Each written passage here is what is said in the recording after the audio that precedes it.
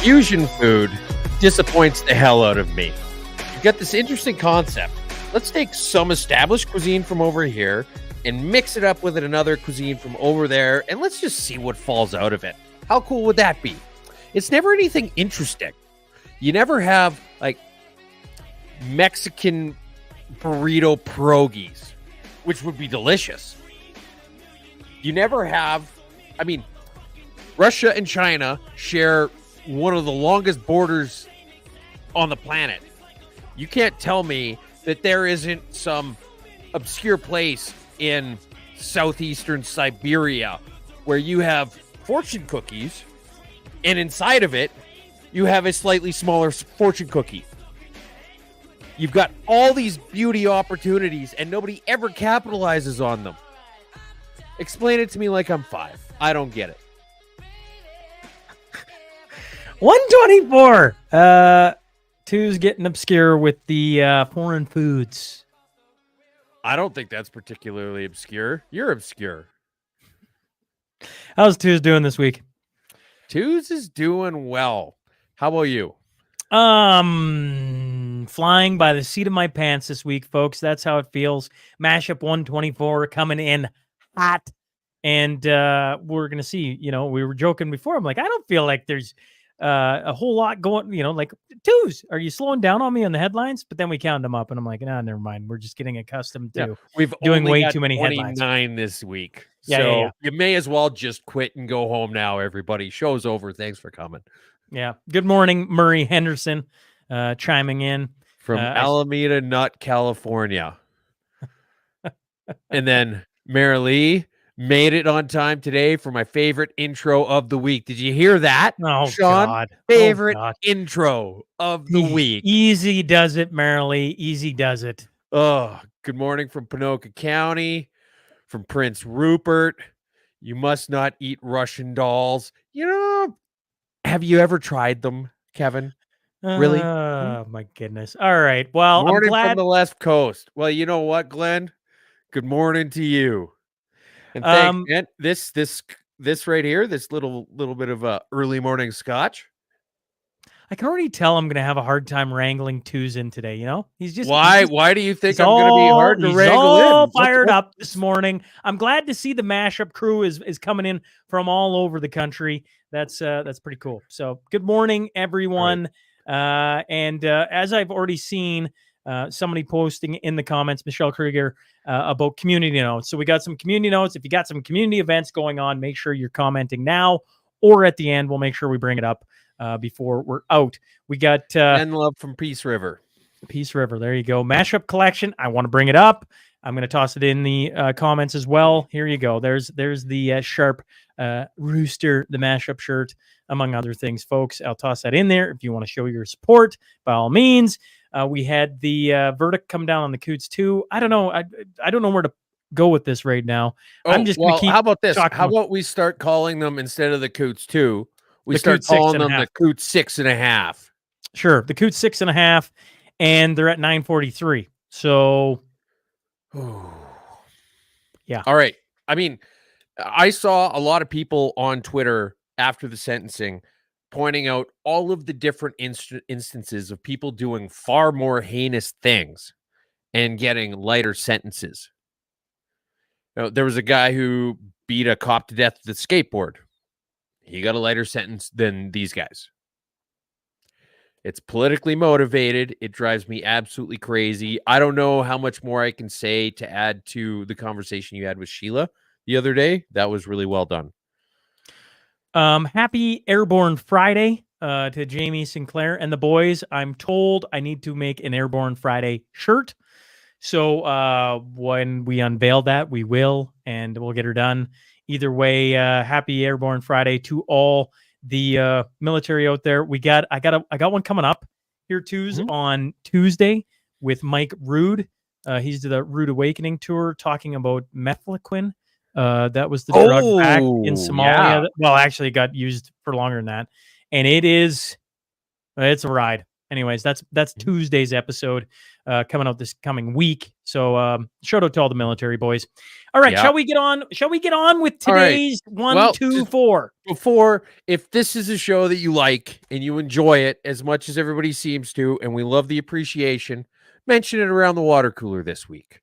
But we got to start off with a rare instance, something we don't usually have to do, but we never shy away from at this show. A correction. So while I was ranting and raving and waving my hands about the cost of the Green Line, I was saying that the original budget was $1.5 billion. I had that mixed up with the original provincial portion that they were going to allocate towards it. It was a 50-kilometer Green Line constructed by 2024 for $4.6 billion, not $1.5 billion. And as far as the specifics of it being truncated, it then went to $6.2 billion for 9 kilometers of track. There you go. There's your correction. I appreciate you doing that, Twos. It's not every once in a while, Twos has to eat some humble pie I mean, it's still government waste and they're still doing a bunch of moronic things, but we're trying to hold ourselves to account here, folks, on this side of the mashup. I don't know. It's not a big deal. It's not like something I need to make a PowerPoint for or anything, but we try and stay on the up and up and fix ourselves when we're wrong. The U.S. election is for the dogs. Oh my God! I don't even know where do you want to start with the amount of cat memes going on here? All right, so this is from the Arizona Republicans, and I don't want to knock the American education system too much, mainly because they're not going to get the jokes anyway. But it should say "eat fewer kittens." It says "eat less kittens, vote Republican." It's a billboard anyway. Yeah, it's an actual billboard in Arizona that says "eat less kittens, vote Republican." So what happened was in the debate, Trump had said that in Springfield, Ohio, they were eating dogs and cats. And there was lots of videos showing up of people, and like there was a whole lot of stories showing up where people were upset about this eating dogs, cats, ducks, and geese. Now, first off, I like ducks and geese. Ducks and geese are delicious. But yeah, like there was a story of one lady whose cat went missing, and then she saw it being hung up to skin in her neighbor's backyard. And there was a lot of instances like that. The cat holding the vote for Trump. And so while I'm talking, Sean's showing a TikTok video that was done by AI of all these animals who are saying, "Please don't eat me," and the Haitians ate my mom, and vote Trump 2024 because we're puppies and we don't want to get eaten. It's funny. They really ran with it. And here's Nick absolutely saying the left, no one is eating people's pets, which means we're 1 week away from why do you care that people are eating pets? 3 weeks away from why eating pets is a good thing, and 4 weeks away from refusing to eat pets is white supremacy. So tying into exactly what happened with said pretty much everything. You had CBS, CTV wrote one of the longest articles I've ever seen from them trying to fact check this, but conspicuously avoiding any of the actual claims that people are making. So ABC or CBS did another one. You had this full court press from the left-wing media talking about how this is absolutely a hoax going into a presidential election. I feel like I've been here before. I feel like I've seen this movie. Okay? But the only difference here is that this stuff isn't a crackhead on a laptop. And I'm not sure. I haven't been to Springfield, Ohio, but nothing convinced me more that this was real than seeing the mainstream media go, nope, it's definitely not. And here, by the way, is Hank Azaria, who you may recognize as the voice of half the Simpsons characters, making a video about this. Springfield Police, Chief Clancy Wiggum speaking. How can I help you? People are eating dogs? What do you mean, like hot dogs? Oh, cats. Mr. Katz is eating hot dogs. Now, people are eating dogs and cats. People are eating dogs and cats in Springfield. Are they good? As Yeah, you can tell, it's such- I'm gonna allow it because that's a great video. But Twos is not gonna. He's not gonna. The buzzer is just nothing to him today. Buzz, we're gonna talk for another 3 minutes on this. I see okay. how it's So gonna go today. Sean is I see trying to. how it's gonna go Sean wants today. us to stay on task and move quickly, and that's why we're going to go straight to the comments. So Zane Southgate says, "Morning, all mashers, and a grand thank you to Twos and Sean for bringing up this fine follow-up of this week's events." There's going to be one in here that you sent us this week, by the way, and thank you for that. Oh, and there's actually a few other ones as we go through the things this week that were pointed out and sent to us from you guys, and they're very much appreciated. So let's move on, shall we? The cat came back. A young cougar that came onto a rural Alberta property, southwestern outskirts of Calgary, near the Anne and Sandy Cross Conservation Area, on Tuesday afternoon, killed a family's cat, then returned to the house again later that afternoon. Quoted, "It was probably between 5 and 10 minutes that it wouldn't leave, and I was banging at the glass trying to get it to leave," Lowe said. Twos, you know what would get it to leave? A bunch of Haitian immigrants? Oh, wow. I was thinking probably a loaded weapon, but I guess that's a different way of going about it. Okay, yeah, I mean, same outcome, just, You're right. Just bring in 1,000 Haitians. We'll get these cougars taken well, that's right the care thing, of. right? I mean, we have these issues with immigrants and trying to find a place for them to go and be and integrate, right? Okay, so you got a bunch of people from Haiti that want to eat cats. Let's send them to the foothills of Alberta, where any big cat that comes into their yard is going to feed them for a long time, and the problem solves itself. It's the same issue with that terrorist we were talking about for weeks. The one that there's this video of him chopping the hands and feet off some guy in the desert. We're like, why did we let that guy in? Well, you know what? Let's think outside the box for a second. We got all these idiot protesters gluing their hands to those highways. Let's just send him out to talk to those guys. I would be happy with him doing that job for us. Oh, you know what? You want to glue your hand to the pavement?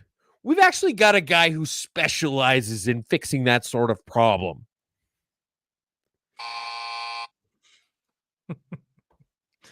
The Tyee is not a serious paper. Am I pronouncing that right? Is that Who how you cares? Okay, so on Monday, Tyee reporter Jen St. Denis emailed Sankey and the party to ask about his decision to share a 2022 video on social media in which Christine Anderson, a member of the far-right German political party known for its anti-immigration and other far-right views, attacked Justin Trudeau.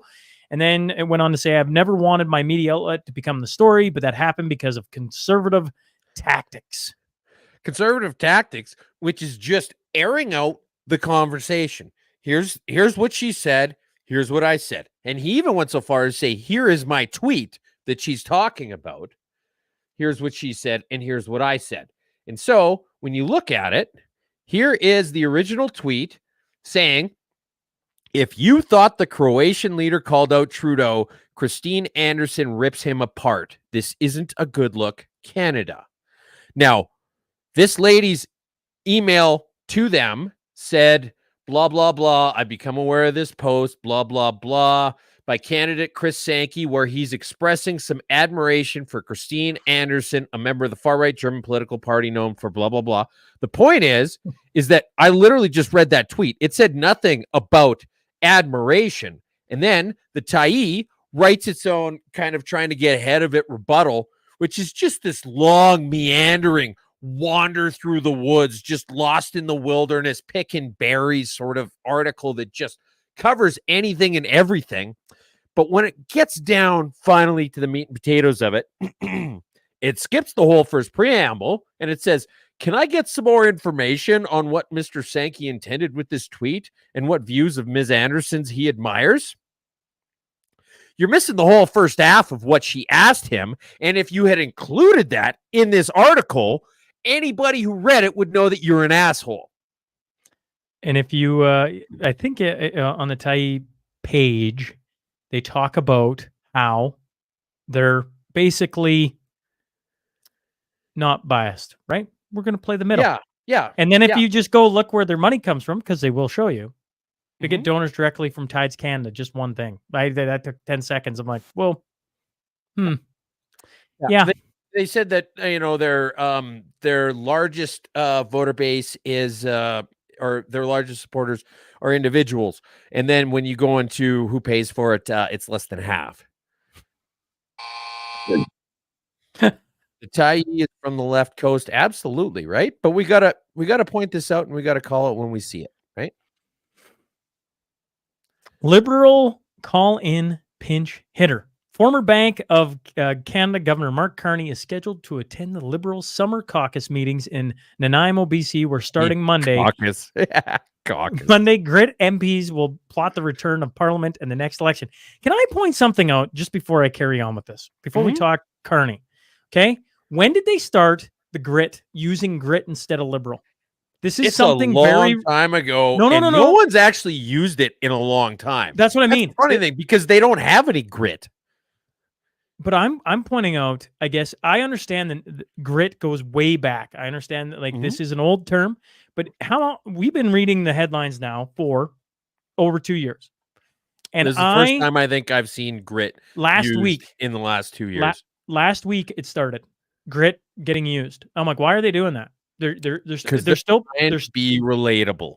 They're trying they're what you think that's relatable? Well, yeah, because grit, hardworking people.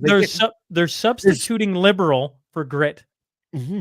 Because liberal sounds like an elitist asshole who's completely out of touch with reality. Do you want to know why? Because that's what they are.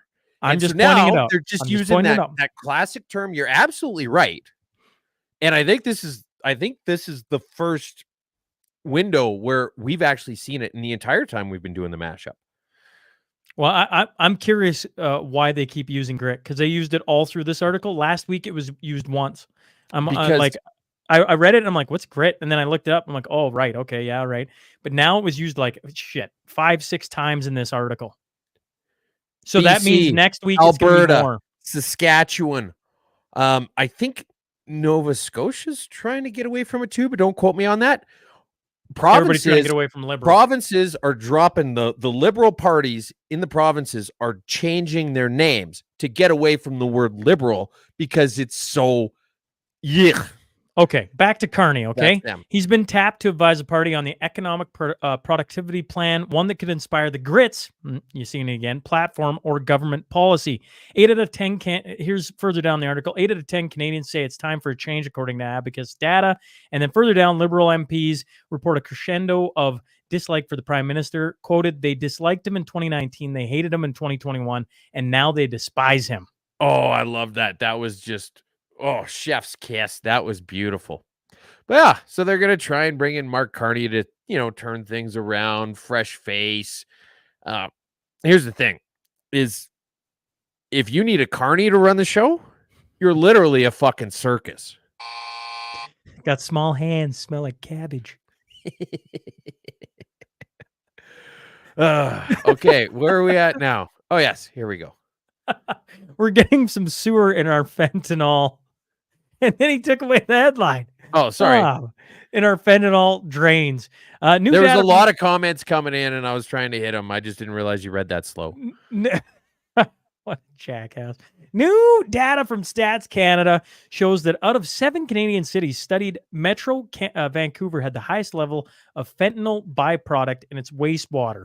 According to statistics released Friday, levels of norfentanyl, which is a byproduct of fentanyl, in Metro Vancouver were 4 to 5 times higher than compared to any other participating cities in 2022, 2023, and including in those the other cities tested included Toronto, Edmonton, Halifax, Montreal, Saskatoon, Prince Albert. Weirdly enough, of course, Prince Albert's going to have a lot of. Yeah, that's not really surprising anybody. I don't know why that's weirdly enough. Well, because of all the cities, that they're going to do all these large cities and then Prince Albert. I get what you're saying. It just seems like an odd. They're doing all the major cities of Canada. Tell me one person that says Prince Albert's a major city in Canada. Well, I don't know. It depends how much time you spent living in Orange. No, screw off. No, nobody's putting that in. It's Okay, Toronto, fine. Okay, Vancouver, fine. Prince Albert. Come on. The point is that they're expecting to see a lot of fentanyl in Prince Albert. I It's realize. not a major city in terms of population or GDP or societal contributions or art. Okay. But I would say it's probably a major city in terms of fentanyl consumption. Yeah, sure. Okay, fine. But I mean, you could go to some small community that has a drug problem and then put it in there too, twos. And you're like, are we trying to be credible here? Or are we just trying to show that certain cities have a drug problem? It's like, well, we all know Vancouver's got a bad drug problem. It's not shocking to see this thing. I think that's the whole point of the bloody thing. And I'm just pointing out that they do all the major cities, and then they stick in PA. And I understand what you're saying. Throw it in the trash can. Absolutely. Now, here's the thing is this, we've seen this before. This isn't the first time one of these issues has happened. You get a whole bunch of drugs in the sewer, and next thing you know, wouldn't it be cool? Got a bunch of mutated turtles dancing around with vanilla ice. I tell you what, I would take that. So, well, that's the thing, right? You know, I said on Twitter, I was like, do you want Teenage Mutant Ninja Turtles? Because that's how you get Teenage Mutant Ninja Turtles. And then Chris Sims jumps in and she's like, why are you saying that like it's a bad thing? And I'm like, well, actually, wait a sec. Maybe we should have a bunch of fentanyl running through the sewers. I think it's a fair point. And just catching up on comments here. Bonnie, I'm totally with you. Yeah, I think we'll be seeing a new name for the Alberta NDP too. Definitely. And Michelle, lots of love for you. Twos is in top form today. And just to reiterate, we say it every week. Anybody who's got high praise for Twos gets their comment read.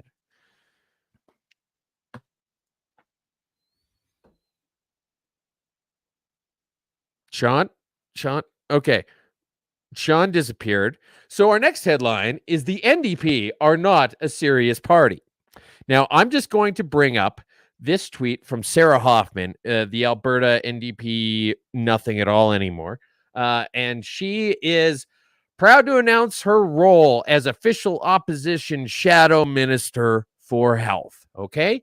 Now, here's the thing is this is the same strategy they did when she was the minister of health in 2015 to 2019. This is bait. It's the same thing with that lady in the Netherlands. There's a few other countries in Europe where they get the largest, most rotund person who is elected into office as a minister of health, and it's just bait, okay? She's the shadow minister. There's an obvious joke about how big the shadow is, okay? Don't take it, all right? All this is they just want you to make some clever puns about how she's a giant chungus or the size of government or whatever else, and then they're going to call you a misogynist fat shamer. Okay? Just leave it be. Second thing, we have Jagmeet Singh running his idiot mouth. From seniors, what kind of person wants to strip away dental care when seniors have just gotten it, when kids are receiving it? Who wants to take that away from them? Here's the thing. I want somebody, if anybody ever happens to meet Jagmeet Singh in real life, I want you to pick his pocket, steal his wallet, order a bunch of free shit for seniors or women or gay people or some minority. And then when he complains about it, be like, well, why would you want to stop giving them these things? Why would you want to take away this, I don't know, HelloFresh subscription? Don't you want them to eat? And he's going to say, motherfucker, I want them to eat, but I'm tired of paying for it myself. And you say, ha ha, gotcha, bitch. That's what he doesn't get. And that's what he purposely avoids every time in this conversation. Okay. Also, the BC and federal NDP are now against carbon taxes. You know, when I started out before the show, people won't realize this. I've realized that I have a loose connection somewhere. And when Twos really gets me irritated, I smack the table and everything goes out. And Twos, you've done it twice to me already this morning. Let's freaking move on. Master debaters. Well done. Okay. Of course, we're talking about the latest debate, the presidential debate. There's a whole bunch going on here. Trump, Harris. We'll start with CNN. This is a tweet was hammering ABC for its biased presidential debate moderation. There's a video on that.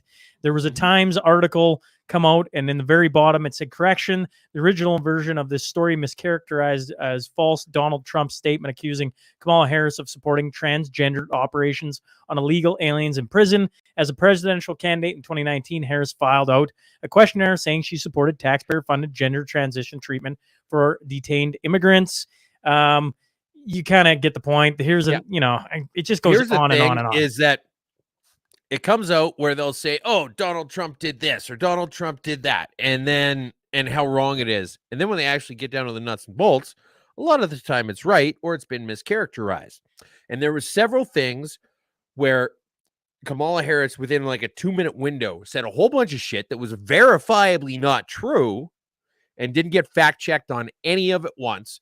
And yet Donald Trump was consistently fact checked throughout. And so, yeah. When it comes down to this whole thing, like you sit there and you go, who won, who lost the debate? I think every person who's watched, it doesn't matter if you love or hate Kamala. She's surprised me more and more. Yep. Now, is there things she's doing, the earrings and everything? Certainly.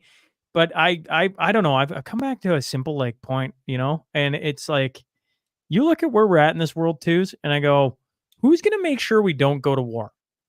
And then, well, that's Donald Trump, hands down, right? I mean, love or hate the guy, I just keep coming back to the simple fact. Right now we're so close to insane insanity. We've been there for a long time, and where we sit, I go, just put it on that issue, and you vote your way. Obviously, on this side, I don't get to vote. See, Kamala Harris. Well, dude, we are not U.S. citizens. Make no mistake about this. Both of us have already voted for Kamala at least 3 times. But here's the thing. If she wants to be into politics, let's just send her to China and she can run the whole thing however she wants. Why does it have to be one of the neighboring countries that we're supposed to be trading with and working with and building each other up together? Go to some asshole shithole country that wants to do everything the exact opposite of Canada and put her in charge of that, and just let's see how it goes. I want to bring this up because all these celebrities coming out endorsing Kamala and everything else, and we've seen this song and dance before. Brett Favre tweeted out about 150 million people are going to vote, with only a handful of them being celebrities. I hope most people do their own research instead of listening to their fave singer, actor, or athlete. And which is he's basically coming out as a Republican by saying that. Right. Well, that's the thing. I mean, yeah, he just endorsed Donald Trump. Right. By doing your own research, which you should never do, folks. Never do that. That's dangerous. We have people for that. The Mashup Effect U.S. edition. Kamala Harris exorcised the ghosts of June after needling. Oh no, wait, that's a headline. My apologies. Oh no, that is no. All right, let me just the dad's gonna take over for a sec here. What? All right. Daddy's home? Oh, shit. It's the wrong. Oh, okay. All right. Wait a second. Never mind. Wait, Dad's going to take over, folks. Wait. Dad's going to take over. You know what I like when Twos gets over his skis too much? Here, this is it. Oh, yeah. This brings a little piece of humble pie. All right? All right. Fine. We'll issue a correction later, you dick. Donald Trump announces he will ban taxes on overtime work if elected president to incentivize hard workers. I talked about this 3 months ago on the show, and obviously Donald Trump is a fan. Donald, if you're watching right now, which I assume you are, just chime in the comments. And he took the exact pitch that I had in just some random ramble, and it's one of his official policy planks. And honestly, the dad's back. Oh, you know what? You just can I take away admin privileges from Sean so that he could just quit showing comments whenever he wants to? Bonnie, about all these tabs open. This is just everything that we're covering this week. This is a regular week for us. You know what I want from all the listeners. Every time Twos goes, every time you give me a little pump up, I'm going to show it. I tell you what I'll do on the flip side. Every time you want to point out something on Twos, I will do my damnedest to be on there clicking on it so that it gets some airtime. This is great. This is great. So, This is anyway, fantastic.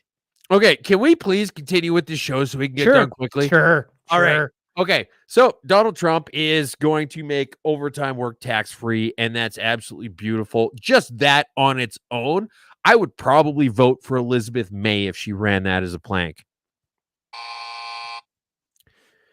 Which part of DEI stands for I told you so? North Carolina, there's multiple here. North Carolina public universities have closed their DEI offices, eliminating 59 DEI positions and saved $17 million, according to a report.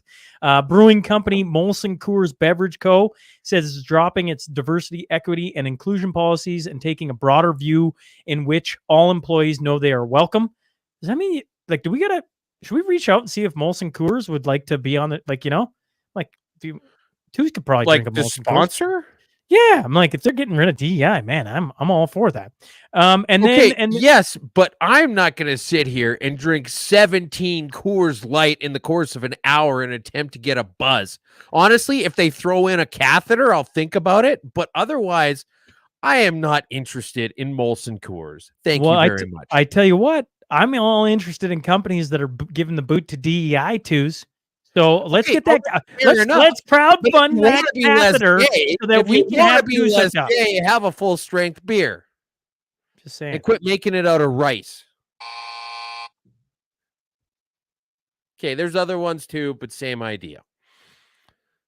Lululemon in La La Land. Vancouver sportswear company Lululemon Athletica told government officials it might halt a planned expansion in Canada if it didn't get an exemption to more easily hire temporary foreign workers. Yeah. I don't know what you want from me. Like they want to expand their headquarters, and they said, well, the cost of us expanding our headquarters is too high unless we can hire temporary foreign workers. Now, if you're expanding your fucking headquarters, it would imply that that job would be at least somewhat permanent because it's your headquarters. But they said if we can't do the TFW thing, we're just going to move our headquarters to a different place. And so then this article, which 222 viewers, just throwing that out there right now. Nice. All right. This article goes on to say that, they need to incentivize the workers by providing training and shit like that. No. You people are idiots. Whoever wrote this article, Zach Visera, right? What you need to do is look at the total cost of that headquarters, because that's what the company's doing. You got to talk the same language as them. If it's going to cost you $500 million for that thing, you look at it and you say, well, you know what? They're going to spend $50 million on red tape because that's the fucking country we live in. We say, okay, well, you know what? If we cut out a whole bunch of the red tape, now that cost goes down to $450 million, and they can hire regular ass workers and they're still coming out ahead.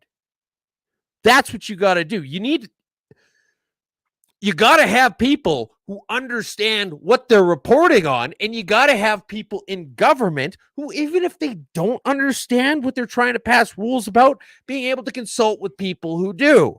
And you have to be smart enough to be willing to draw the line between lobbyists and consultants. But that's simple answer. That's the simplest solution right there. The real wage gap. Here is a post from Calgary, University of Calgary professor of in economics. The gap between the Canadian and American economies has now reached its widest point in nearly a century. Mm-hmm. And the visual GDP per capita for people. Yeah, in 2023. So you've got the highest in the states are basically Alaska, Oregon, California, and I think that's New York State is number one, I'm guessing. But it's where all the Wall Street is. So makes sense because it's fucking Wall Street. The highest two in Canada are Alberta at 82.2, and this is USD per capita. and Saskatchewan at 80.3. Followed in third place at 75% of that is BC at 63.1. Okay. And all the way in the fucking bottom is New Brunswick, or PEI 48.2, New Brunswick 47.1, and Nova Scotia in 45.2. Those three, by the way, are the lowest on this whole map out of 50 states and 10 provinces. It doesn't include the territories. So out of 60, all the last three are the East Coast. We're falling behind, man. CBC did an article. I didn't include it because fuck CBC. But CBC had Trevor Tombe or Toom or whatever it is on talking about this exact thing, basically saying that Canadian wages are where they were in 2014. Meanwhile, U.S. wages have gone up, I think it was 16%. So what's the big difference between the borders? You're just going to draw an imaginary line in the dirt. And it just so happens that after a decade, one of them has moved down slightly and the other one has moved up 16%. Well, shit. How does that work out? What do you think it might be?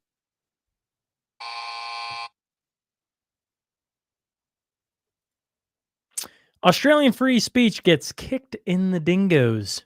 Australia said it will fine internet platforms up to 5% of their global revenue for failing to prevent the spread of misinformation online, joining a worldwide push to rein in borderless tech giants, but angering free speech advocates. The government said it would make tech platforms set codes of conduct governing how they will stop dangerous falsehoods and spreading. To be approved by a regulator, the regulator would set its own standard. If a platform failed to do so, then fine companies for non-compliance. Does this sound familiar? Yes. Yeah. It's weird.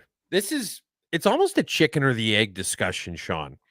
And I don't know. I feel like I'm alone in this. This might be my Peter Thiel moment.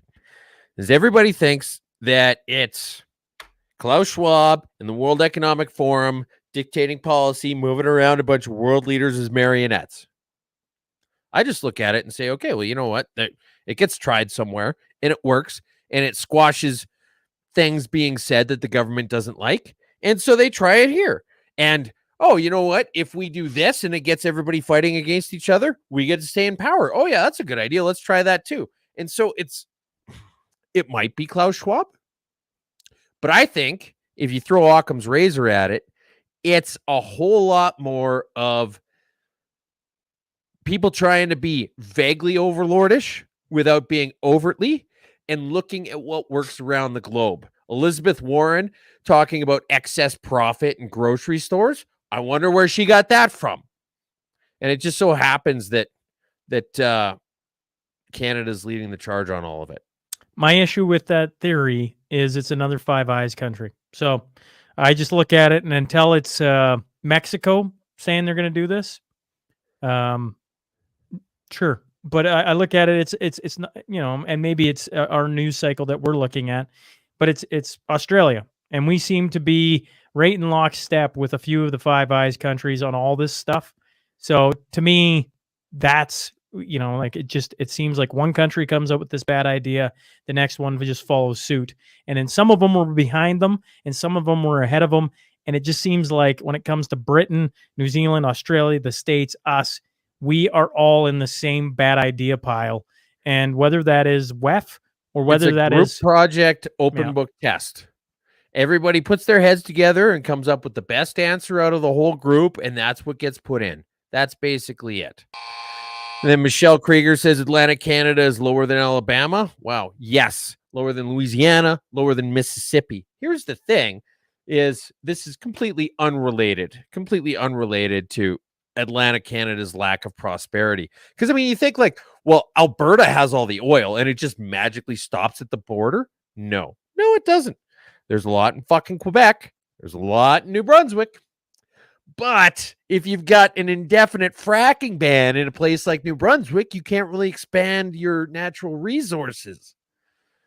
If you're going to shackle your economy, don't be surprised that it fucking sucks. The S word. The Bloc Québécois is ready to wheel and deal with Prime Minister Justin Trudeau's government in exchange for support during confidence votes now that the Liberal government's confidence and supply agreement with the NDP has ended. The support won't come cheap, the Quebec-based Bloc said, and the Sovereigntist Party, led by Yves François Blanchet, has already drawn up a list of demands. Bloc House Leader Elaine Therrien said his party is happy to regain its balance of power. Quoted, "Our objective remain the same, but the means to get there will be much easier," Therrien said. "We will negotiate and seek gains for Quebec. Our balance of power has improved. That's for sure." He called the situation a window of opportunity. All right. So first off, fuck fucking Quebec. Secondly, I'm also a Quebec separatist. We keep treating this like it's a bad thing. Like, oh, these fucking Quebec separatists. Listen, folks, if Quebec ever decides to just cut a little trench all the way along and just move a couple feet into the Arctic, yes, absolutely. I will help you. I will bring a shovel. Okay? Quebec separating would be awesome for Canada. We should all be Quebec separatists. But the Bloc Québécois, they're like, oh, it's a rare opportunity to get whatever we ask for. We can just name it and we'll get it. Okay, right. With me so far? They are a Quebec separatist party, and they're presented with a unique opportunity to get anything they want if they ask for it. What are they asking for? Not separation. They're asking for free shit. Fuck them.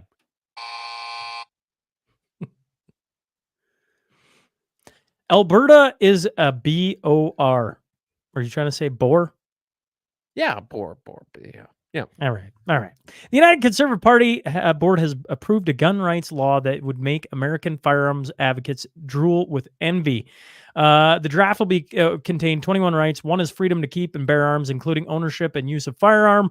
Quoted, freedom to use sufficient force to defend person, family, home, and property from any and all occupants, theft, or destruction. This is one of the tabled things that should be coming up, twos. But once again, so this in is talking this to is the just floating ideas right now. Yes. So the thing is, with talking to Premier Smith earlier this week, it sounds like the week of October 28th, we will see what the Bill of Rights updated version looks like. I think I said that right. Well, I think, I don't know. Maybe. My understanding was that they were going to talk about it at the AGM, which is November 1st and 2nd. But I've been wrong about a lot of things. Go listen to what Danielle Smith said, and I held her. I think I held her to it. I'm sure if you go back and listen, I said we're talking about Bill of Rights, and on top of that, the vaccination status and things like that. And I'm October 28th that week. Well, okay, it's going to be out. It's going to be out that before the AGM. And I've got nothing but love and respect for Danielle Smith, and so yeah, we could definitely. You're absolutely right. That's what you just said. Okay, all right. Let's move on to the next thing. Danielle Smith annoys twos of the week. Where should I start with this, Sean? You fire away, buddy. All right. Going back to the separatist thing. Danielle Smith tweets, and she keeps doing these branded tweets with her talking in front of a podium. Do some videos right off the bat, because these are just sound bites. This is just a strongly worded letter with a strong picture in front of it. You are being marginally better than Jason Kenney, but only marginally. The federal government does not have a mandate to bargain with Quebec separatists at the expense of Alberta, the West, and the rest of the country. If the Liberals go down this path, we need an election to be called immediately. First off, like I said, it's just a strongly worded letter. That's all it is. Secondly, quit talking about separatists like they're a bad thing, because I feel like half of your constituents are, and you need to get rid of the stigma about it. And thirdly, like we just covered, Quebec separatism is a great thing, and we need to encourage it. Okay, what's the next thing? The looming Air Canada pilot strike threatens to cripple our economy, blah, blah, blah, blah, blah, blah, blah. The federal government must take this issue seriously and push for a swift resolution before the impacts become irreversible. For fuck's sakes, don't be throwing stuff to the federal government to say, we need you to step in and solve this. Okay. The federal government should not be solving labor disputes on any level. Okay. And the fact that we give them the power is bullshit. The fact that we've got a libertarian premier calling for the government to step in and solve this is fucking unfathomably weird. Here's her again doing weird shit where she's talking about carbon capture and she's just plugging how good it is and how we've developed this technology. You know, we had the technology 200 million years ago and it's called fucking trees. Okay. And then this is the coup de grace. Her full statement on opposing further asylum relocation to Alberta. Alberta's government is opposed to the federal government's plan to relocate tens of thousands of asylum claimants to Alberta, especially without any financial assistance to support the province in doing so. Quit talking about the federal government like there's somebody you need to get your money back from. Jesus fucking Christ. And that's why you get tweets like this from Grain Cura. She campaigned like a Klein and is governing like a Redford. Also tell her I'll see her in November, my first political event. You've got people who have gone decades and decades and decades without being remotely involved in politics, showing up to events personally to tell her what she thinks. I don't know. Sean, are you still there? I can keep Still going. here, Twos. I'm still here. All right. Well, anyways, We're going to be at the AGM. We're going to be at the AGM. We are currently arguing about the format of it. So yes, we are. Yes, we are. We're going to figure that out in the next couple days, but we will be at the AGM. Well, no. Let's put it to the audience. The audience, do you want to see a live mashup show from the AGM? We're going to have to do a show from there anyways, but do you want to see something of a different feel at a different time, but around the AGM? Is that what they want? Is that what you want? Is that what the mashup crew wants? Or Option are they like, no, A, give us what you got, and then just, send us a couple updates from Red Deer. That'd be cool. Yes. Okay. So option A we're looking at is sitting at like a trade booth. You can come by, say hi. I don't know. Maybe we'll have a picture blown up of me yelling red-faced into the microphone about how the NDP are not a serious party, and one of Sean looking bored beside me. But we could have that. You can come up, say hi, chat, whatever else. Or option B is that we are in a room up on a stage doing a live stream mashup. Just this exact thing. Just this exact thing. Okay, well, it's gonna be like a plinth, maybe, but we're gonna be in a room sell this idea. doing a live stream of the mashup. I just want to pause the entire mashup right here now to call you a jackass yet again.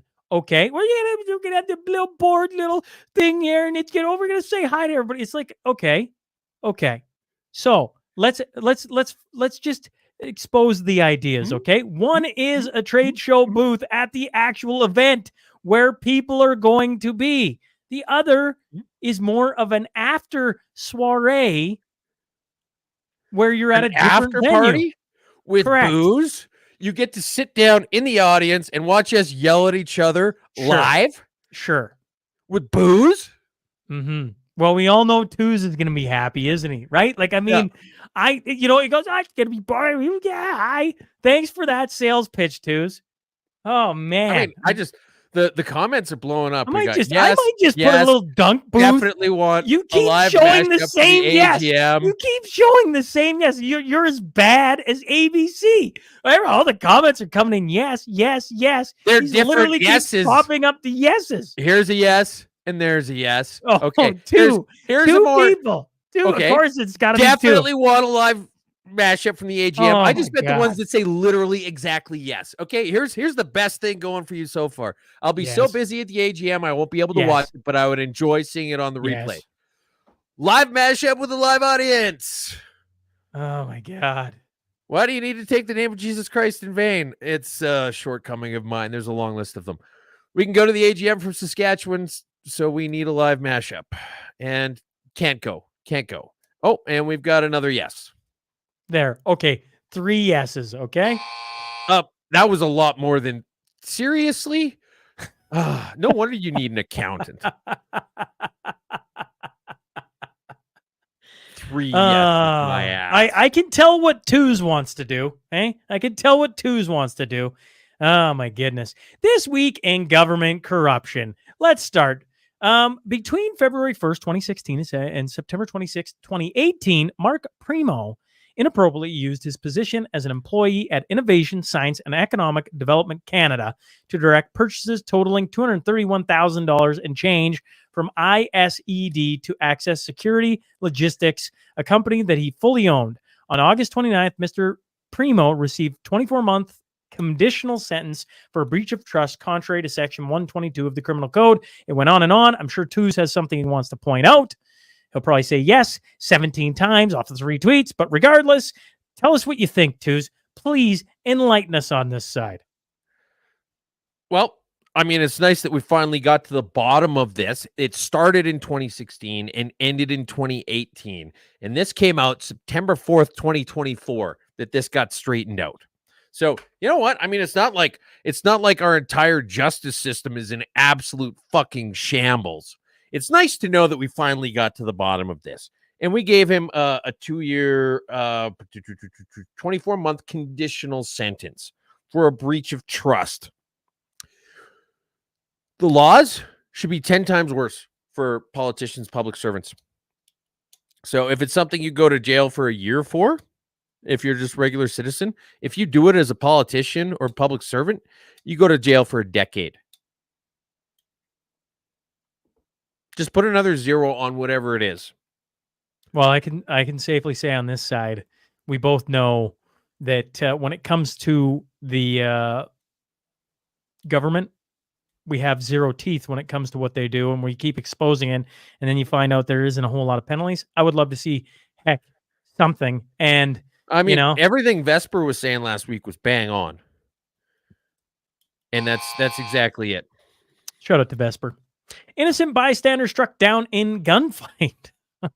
This is like, I didn't even know what to say about this. A woman says she's in disbelief. I'm in disbelief after being charged with assault with a weapon for what she calls the act of spraying a person in a water gun fight. You can't make this up. Quoted, I'm very upset that my full name was disclosed, but the type of weapon wasn't mentioned, she said, adding she was charged with the offense without being asked a single question. And then her daughter said, Randy Washik, said her mother was part of a water gun fight with some neighboring children when another neighbor was hit with a rogue spray of water. This is the most ridiculous story, except it is true in Canada. I think this is great. You know, we keep talking about gun violence and how it's going completely unfettered, unstopped. There's no repercussions for people. And now you've got somebody who knows not a thing about muzzle control, has no trigger discipline. Rule number 1 is be sure of your target and beyond. Rule number 2 is don't point anything at something you're not planning to shoot. She breaks every single firearm safety rule. There's no prove. And they're throwing the book at her. It's about time we got serious about gun safety in this country. Amen. Defund the CBC ombudsman. Ombudsman. Yes. Host Ian, not going to try and say that name, has been cited for editorializing during a 2023 broadcast of the CBC radio show Cross Country Checkup, according to Blacklock's reporter. The CBC ombudsman said... Ombudsman. Can't say it. And I can't say the guy's name. Ian strayed from being balanced when it came... Here, I'll try. Oh, man. Hold on, I'm going to sing. I don't know. Balanced when it came to a contentious issue, and instead offered a valued judgment when he said people want more immigration to come to Canada. Last year, at the very bottom of this article, I found this fascinating. Last year, Canada let in 471,000 landed immigrants, another 766,000 migrant workers, and over 1 million foreign students. Think about that, too. Yeah. So the ombudsman for CBC, it's an actual word. I didn't just make this up. Okay, real quick.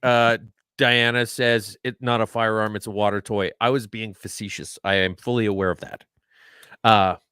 So the ombudsman said Hannah Mansingh strayed from being balanced when it came to a contentious issue. And this is from, it doesn't say when, but this was in 2023. So this was a live conversation from 2023.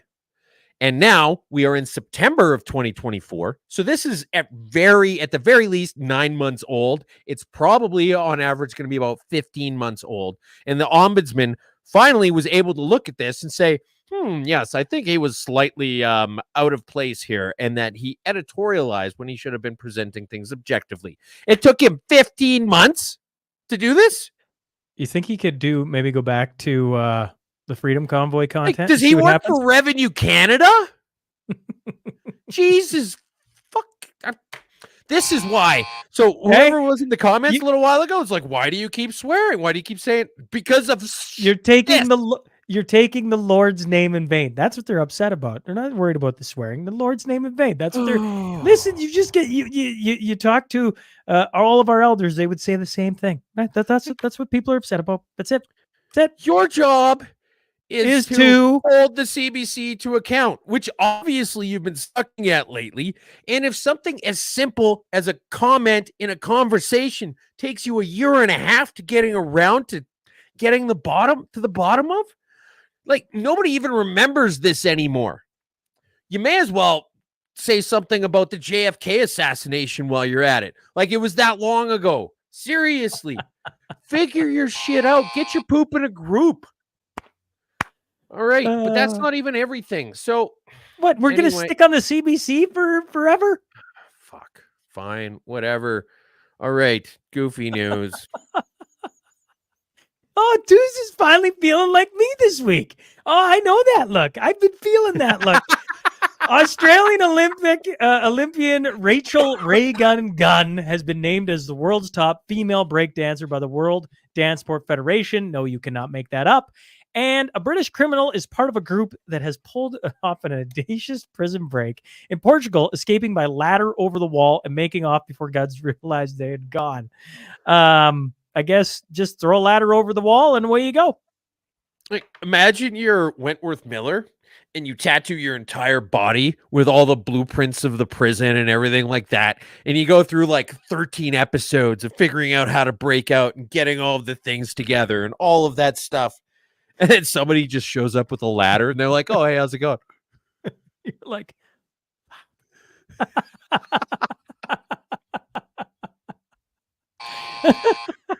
oh, a kid got set fire at school. That is no laughing matter. That is true. Okay. Yeah. The 14-year-old girl accused of seriously injuring a 15-year-old classmate by lighting her on fire at Evan Hardy Collegiate High School in Saskatoon has been charged with attempted murder, aggravated assault, and arson. A girl poured liquid from a black container onto another girl and then lit her on fire. I mean, yeah. This is fucked.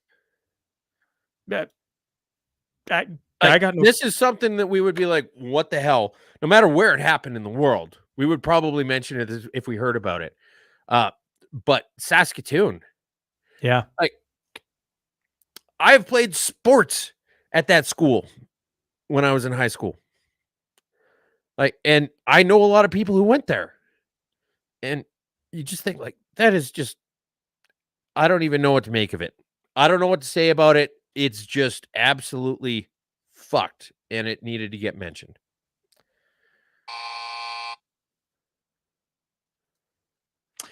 Thoughts and prayers for our civil servants. You know, we go from probably the most serious article of this week to federal public servants, okay? They're unable to return to their offices 3 days a week because their departments lack enough space for them. That's basically a giant chunk of this. Public Services and Procurement Canada manages office space for more than 270,000 federal public servants.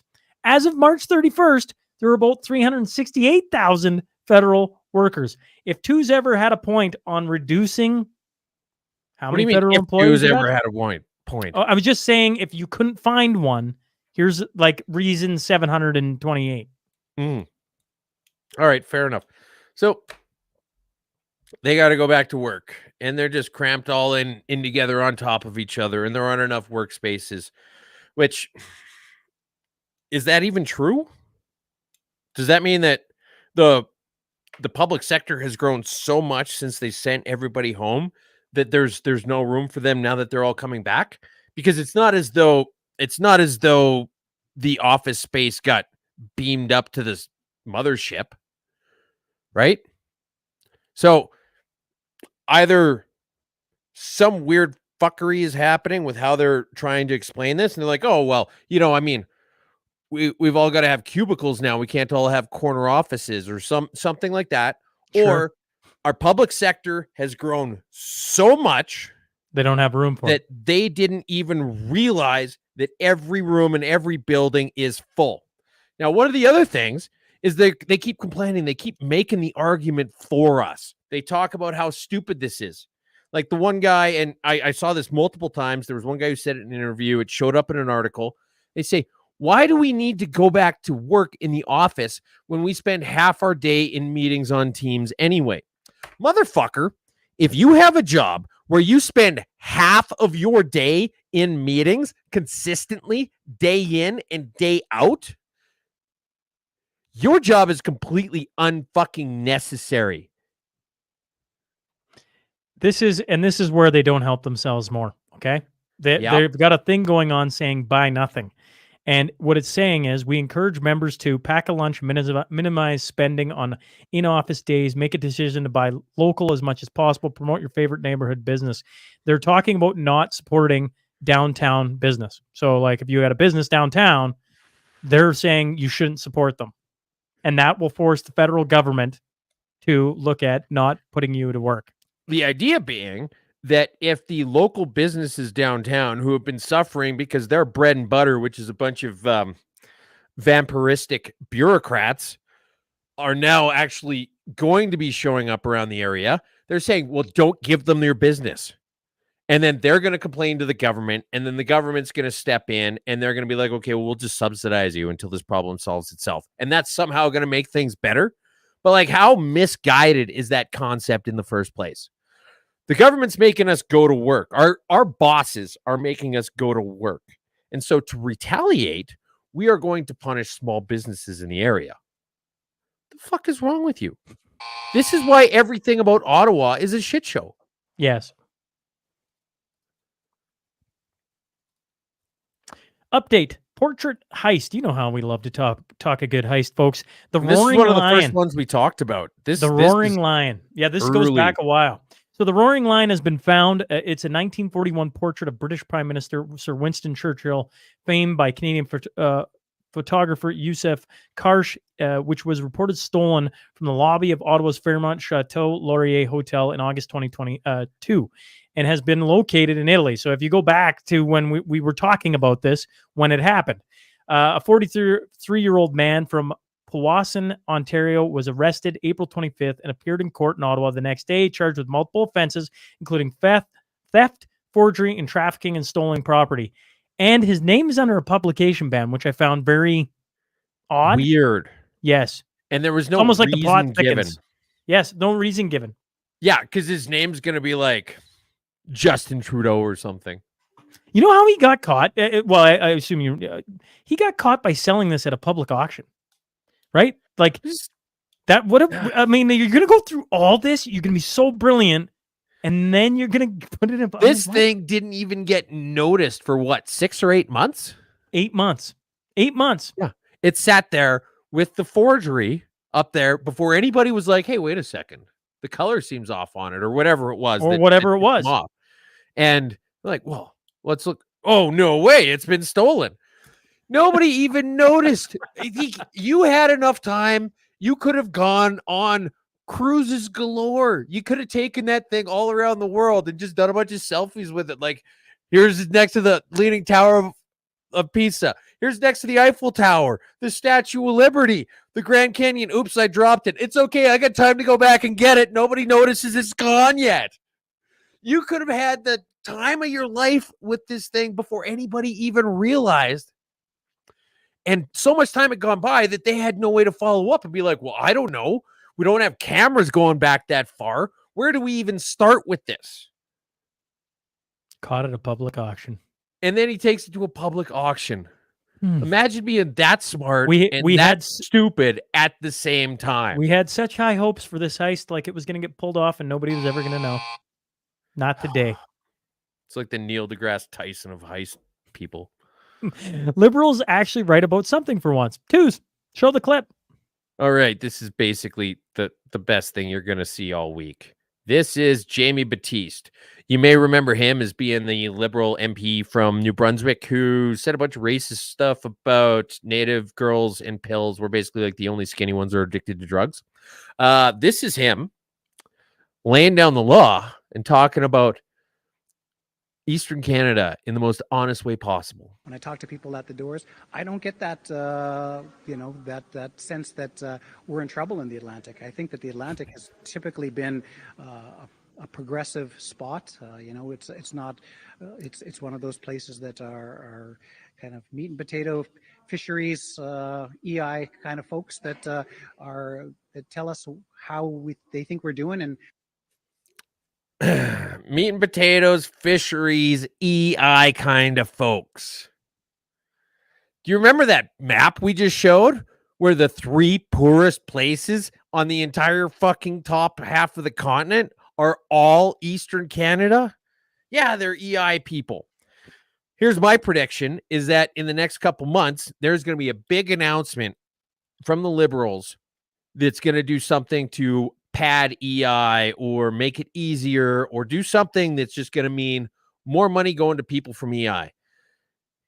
Right? Like it's what you know them for. Alberta, oil, Saskatchewan, farming, BC, cutting down trees and smoking trees. Manitoba's fairly toothless. Fucking Quebec, their main industry is equalization. And Atlantic Canada, it's EI with a little bit of fish thrown in. BC election update. British Columbia's premier says the province will end the consumer carbon tax if the federal government removes the legal requirement to have one. That's one part of this. And then twos, I'm assuming you're going to show Tim Thielman. Yes? Yeah, sure. So this was an interesting exchange. So a guy from the NDP whose name is Aman Singh. I mean, it's nice to know that there's a man in the NDP named Singh for once. And so he says, appalling BC Conservative candidate Tim Thielman just launched this bigoted attack on racialized NDP MLAs. Reducing me and other MLAs to our skin color is the same old trunk politics meant to divide us. And he goes on. See, Tim Thielman said, our party is full of brown, black, and Indigenous candidates. And unlike the NDP, our candidates secure their nominations on the basis of their individual merits, not their skin color or other identity markers. So if we were a white nationalist party, it'd be the most counterproductive one in history. Fair point. But the NDP sure seemed keen on stroking a fake race war. It's gross and dangerous. Stop. What he said is bang on. And so, yeah. And then Aman Singh says that, this is racist. And then Tim Thielman says, I didn't attack you. You're not a victim. As an MLA, you're one of the most powerful men in BC. It's your own party's equity and diversity nomination policies that reduce individuals to their skin color and other group identities. And he brought receipts. This is how you have honest conversations with the left. You point out where they're wrong. And when they say, you're being racist, you say, no, it's not racist. Instead of saying, whoa, I don't want to be called racist. I'm sorry. Okay? The Jason Kenney tactics don't work. This is how you have an honest conversation with someone pushing back on you from the left. This is where we point out there will be BC election coverage that doesn't suck. And it'll be here, folks. The mashup will be here for you. Mm-hmm. Trudeau sucks and everyone knows it. Quebec Liberal MP Alexandra Mendez said Monday she's heard from dozens and dozens of constituents over the summer telling her it's time for Prime Minister Justin Trudeau to step aside after nearly 9 years as the leader. She said, while she's personally fine with Trudeau staying on as prime minister, she says, my constituents do not see Mr. Trudeau as the person who should lead the party in the next election. And that's the message that I carry. Meanwhile, another headline out of the Star, the Toronto Star, that is, being tired of Justin Trudeau is not a good reason to vote him out. So, Twos, where would you like to go? Well, I want to point this out. This is probably the best quote from any of this stuff. And it's from the CBC, oddly enough. So a little bit of credit where it's due. But this lady Mendez says, it saddens me that the prime minister isn't being given the credit he deserves for the many, many wonderful things he did, or for the very, very good transformative things he did for Canada. He's getting exactly as much credit as he deserves, she said. But on the other hand, if I listen to my constituents, which is supposedly what we're meant to do, yes, I would say we have to change leadership. The Liberals are getting so desperate that they are willing to listen to their constituents. That's how bad things are in the Liberal camp. I wish the Conservatives would get that bad.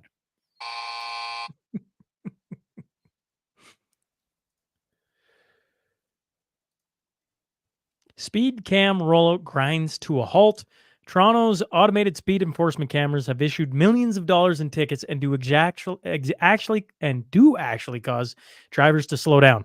But the rollout of the road safety tool in and around the city hasn't come without its hiccups and apparent backlash from the public. It goes on the entire story to show how many times they've been anywhere from moved, like just cut off, taken down, moved across the town, to spray painted as Twos is showing out, to putting stickers on them, to just vandalism over and over and over again. I think people are voicing their concerns very loudly that they're not happy with it.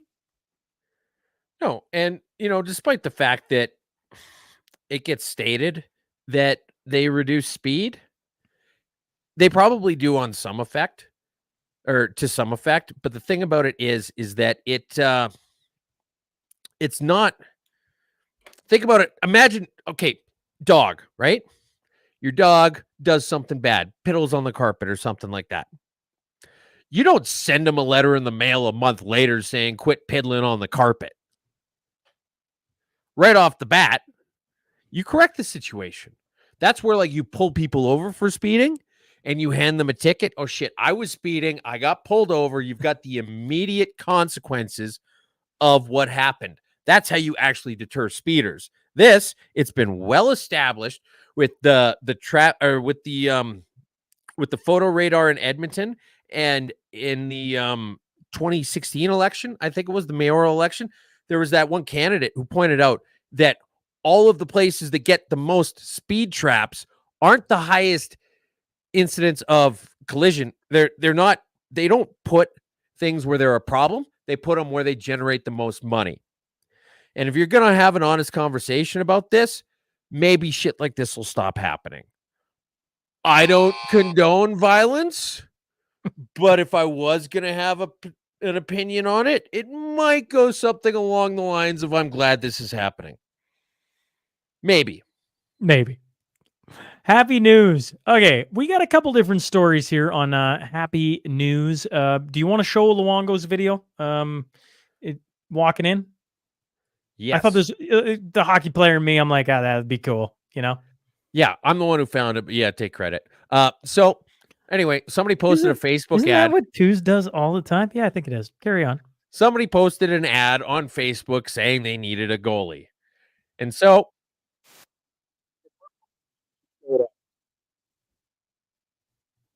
you just need a beer league goalie.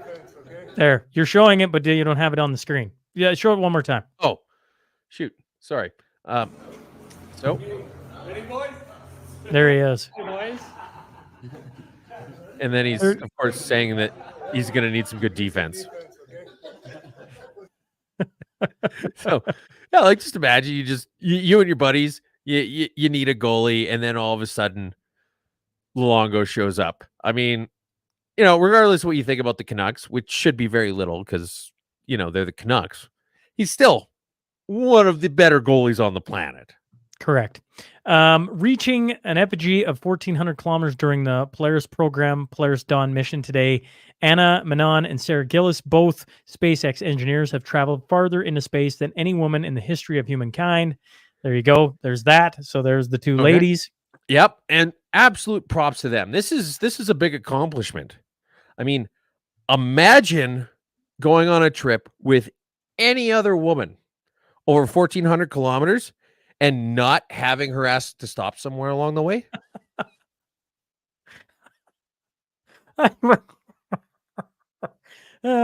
Twos. Any other happy news before we go on to the community notes? I didn't. Well, okay. Of course, twos in his spins. If it isn't high calorie humans, it's somewhere on a road trip with women driving. What? Community notes. Yeah, you're fine. You're fine. You're fine. Community notes. Okay. Sask election coverage that doesn't suck. October 19th. BC election coverage that doesn't suck. Monday, October 28th. U.S. election coverage that is two Canadians doing it. Tuesday, November 5th. So that's going to be on this side. We're also going to be at the AGM in Red Deer in between there as well. Lots of things on the go on this side, folks. Yeah. September 28th being November 1st and 2nd. Correct. September 28th in Kids Scotty, that's Shine Christian Academy's What in the World conference. You can get tickets for that. You just got to contact Don for tickets, 780-305-1082, or email them at tickets.sca@gmail.com. They got a bunch of different speakers coming in, talking about a ton of different topics. That's going to be in Kids Scotty. Twos, what else we got? Community notes hopping up here. Homespun Craft Show, Carlisle, Saskatchewan, September 14th, 15th. Yep. Thanks, Michelle, for that. And we got some new comments in the bottom. Let me just. She says actual election day should be October 28th. I think that's what we said. The BC one's 19th. I messed up I might have said okay.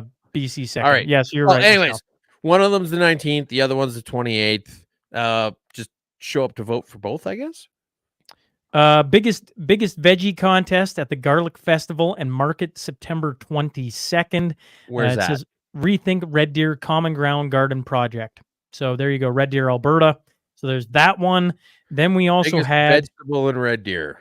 And then we also had the Borden and District Threshing Day and Harvest Supper. That's Saturday, September 28th, hosted by the Borden Museum. Mm-hmm. Anything else, Twos, on the community notes? No, I think that's it, man. You can also chime in via text to mine and Two's argument in the middle of this at the Red Deer or the UCP AGM on what you want to see. I'll be curious to see if there's a whole bunch of yeses come in or if there's a different thought process. Anyways, be curious to hear what everybody has to say. Twos, that as always, should be good. I remember going to that when I was a kid. So I'm not going to be there this time, but that'd be a little bit of memory lane for me if I was. But yes, always a pleasure. Thank you all for tuning in. Twos, as always.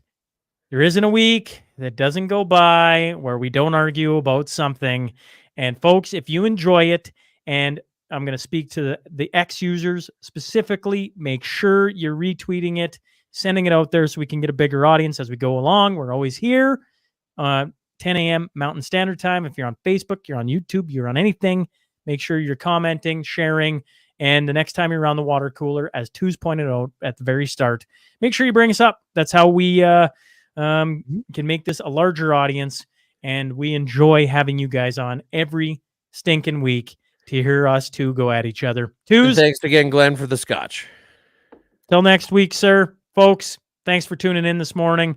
And, we'll catch up to you next week.